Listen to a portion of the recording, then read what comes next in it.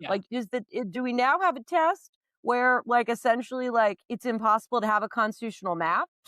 I'm not clear on what the rules are anymore. There's no rhyme or reason to any of it anymore. Now that both racism and so-called reverse racism are In both play. considered Yeah. unconstitutional, there's no such thing as a race-blind political map, Mhm. right? That doesn't exist. That's not an actually achievable goal, and it's not something that anyone should be working toward. We're setting precedent for the entire country, but in one of the 3 states, I think, where the impact of that precedent is the most significant. Yeah, it is interesting. I mean, my suspicion is that it really will depend on the circuit court district that you live in, Yeah. as to whether a map that includes Black representation is okay, or whether excluding Black people, like Black representation, is okay.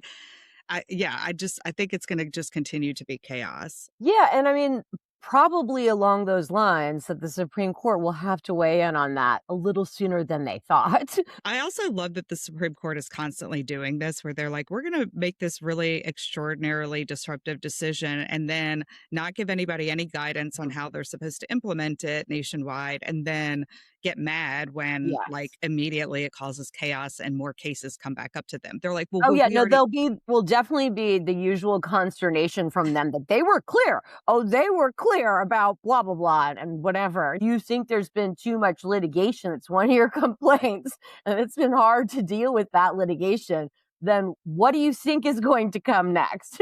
We're talking about people's fundamental rights. You think people are just going to be like, oh, well,